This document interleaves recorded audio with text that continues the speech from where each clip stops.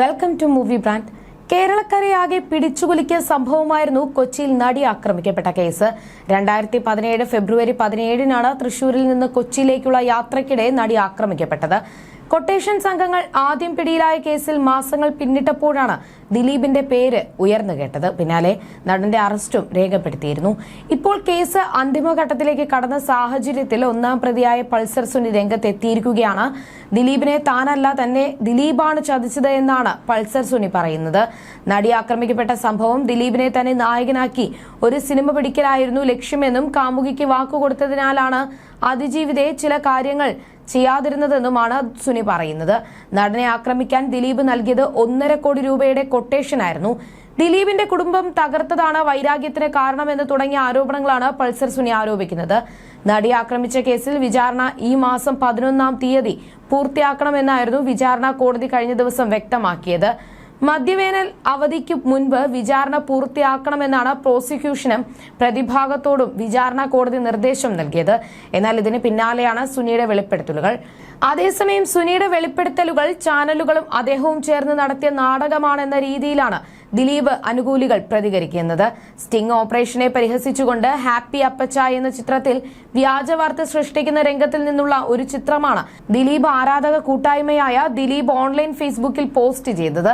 ഈ പോസ്റ്റിന് താഴെയായി നിരവധി ആളുകളാണ് നടനെ പിന്തുണച്ച് രംഗത്തെത്തുന്നത്. ദിലീപിന്റെ അടുത്ത പടം വരുന്നുണ്ട്. ആ സാഹചര്യത്തിലുള്ള സ്ഥിരം കലാപരിപാടിയാണിത്. അദ്ദേഹത്തെ ഏത് വിധേനയും പൂട്ടാനുള്ള ശ്രമമാണ് ഇതിന് പിന്നിലെന്നും ദിലീപ് അനുകൂലികൾ പറയുന്നു. ഇത് വെറും ഒളിക്യാമറ നാടകമാണെന്നാണ് ഒരാൾ കുറിച്ചത്. ആക്രമിക്കപ്പെട്ട നടിയുടെ കൂടെ ഏറ്റവും കൂടുതൽ നിന്നു എന്ന് പ്രതീതി ഉണ്ടാക്കുന്ന രീതിയിൽ ദിലീപിനെതിരെ ഏറ്റവും കൂടുതൽ രൂക്ഷമായി നിരന്തരം വാർത്ത ചെയ്ത ചാനൽ ഇപ്പോൾ ഇതാ കേസിലെ പ്രധാന പ്രതിയുടെ കൂടെ ഒരു ഒളിക്യാമറ നാടകം. ഒരേ സമയം ഇരയുടെ കൂടെയും വേട്ടക്കാരന്റെ കൂടെയും ദിലീപിനെ ലക്ഷ്യം വെച്ച് നിൽക്കുന്നു എന്നാണ് കുറിപ്പിൽ അഭിപ്രായപ്പെടുന്നത്. കേസിന്റെ അന്തിമവാദം ഏതാണ്ട് പൂർത്തിയായി ഏതാണ്ട് വിധി വരാനാവുന്ന സമയത്ത് ജനങ്ങളെയും കോടതിയെയും വീണ്ടും തെറ്റിദ്ധരിപ്പിക്കാൻ പുതിയ അടവ്. ദിലീപിന് അനുകൂലമായി വിധി വന്നാലും ഇതൊക്കെ കാണിച്ചു കോടതിയെ വിലക്കെടുത്തതാണ് എന്ന പ്രതീതി ഉണ്ടാക്കാമല്ലോ. ഇതിനൊക്കെ പിന്നിൽ വലിയ രീതിയിൽ പണം മുടക്കാൻ ആൾക്കാരുണ്ടെന്ന് ഏതാണ്ട് ഉറപ്പാണെന്നും അദ്ദേഹം പറയുന്നു. റിപ്പോർട്ടർ ചാനൽ എന്തോ വലിയ കാര്യം പുറത്തുവിടും പോലെ 8 മണിക്ക് ഒരു നനഞ്ഞ പടക്കം പൊട്ടിച്ചിട്ടുണ്ടെന്നാണ് കുറിപ്പിൽ പറയുന്നത്. ഈ സമയത്ത് ഇത്തരത്തിലുള്ള വാർത്ത സംശയിക്കേണ്ടിയിരിക്കുന്നു. വിധി പറയാൻ കുറച്ചുനാൾ മാത്രം ബാക്കി നിൽക്കെയാണ് എന്തോ ഒരു പുതിയ സംഭവം പോലെ മുഖം മൂടി വലിച്ചു കീറുന്നു എന്ന തരത്തിൽ വാർത്ത കൊടുത്തതെന്നും അദ്ദേഹം പറയുന്നു.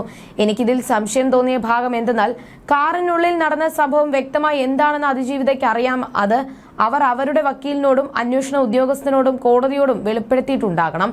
ഒരുപക്ഷെ കേസ് കോടതിയുടെ പരിഗണനയിലായതുകൊണ്ടാകണം അതിജീവിത എന്താണ് സംഭവമെന്ന് പുറത്തു പറയാതിരുന്നത്.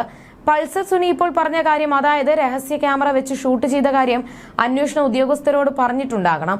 അങ്ങനെ കോടതിയിൽ നിൽക്കുന്ന ഒരു കേസിന്റെ വിവരങ്ങൾ ഒന്നാം പ്രതിയായ സുനിയിൽ നിന്നും രഹസ്യമായി ചോർത്തി പരസ്യമാക്കുന്നു. അപ്പോൾ ഇവിടെ ആരാണ് വിധി വരാനിരിക്കെ അതിജീവിതയ്ക്കും കേസ് അന്വേഷിക്കുന്ന ഉദ്യോഗസ്ഥർക്കും ബുദ്ധിമുട്ടുണ്ടാക്കുന്ന രീതിയിൽ വാർത്ത കൊടുത്തത്? ആരാണ്? കാശ് വാങ്ങി കള്ളം കാണിക്കുന്ന സുനി കാശ് കിട്ടിയാൽ പലതും പറയുമെന്നും കമന്റിട്ടൊരാൾ പറയുന്നു. ദിലീപാണ് നടിയെ ആക്രമിക്കാനുള്ള കൊട്ടേഷൻ തന്നതെന്നും 1.5 കോടിയാണ് വാഗ്ദാനം ചെയ്തത് എന്നും സുനി പറയുന്നു.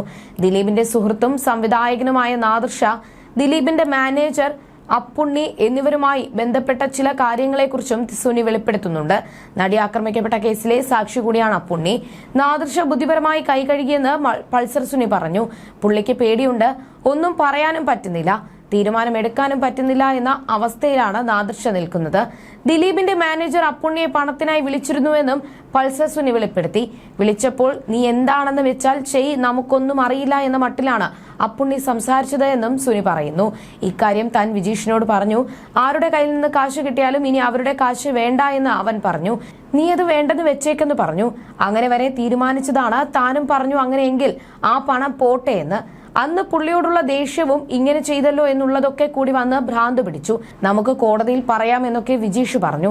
അങ്ങനെ ഇരിക്കുമ്പോഴാണ് അന്വേഷണത്തിലൂടെ ഓരോന്ന് ചികഞ്ഞ് പുറത്തേക്ക് വരുന്നത്. പിന്നെ ഞങ്ങൾ പിടിച്ചു നിൽക്കാൻ നോക്കിയില്ല. തന്നോട് പോലീസ് പലതവണ ചോദിച്ചിട്ടുണ്ട് ഇതിന് പിന്നിൽ അയാളല്ലേ എന്ന്. അപ്പോഴൊക്കെ ഏയ് അയാളോ എന്ന് പറഞ്ഞ് ഞാൻ ഒഴിവാക്കി വിട്ടതാണ്. ഉറക്കത്തിൽ നിന്ന് വിളിച്ചെഴുന്നേൽപ്പിച്ചതൊക്കെ ചോദിക്കും. അതൊക്കെ കഴിഞ്ഞിട്ടാണ് ഈ ചതി പറ്റിയത്. അതിനുശേഷമാണ് ആ കത്ത് വരെ എഴുതിയത്. ഒരു വാക്ക് നമ്മുടെ കയ്യിൽ നിന്ന് കിട്ടാൻ പോലീസ് ശ്രമിക്കുമ്പോഴും അയാളെ അത്ര സേഫ് ആക്കി. പോലീസ് ഇടിച്ചിട്ടും പറഞ്ഞില്ല. അങ്ങോട്ടും ഇങ്ങോട്ടും നിസ്സാര കാര്യം പറഞ്ഞ് അപ്പുണ്ണിയുമായി തെറ്റിയതാണ്.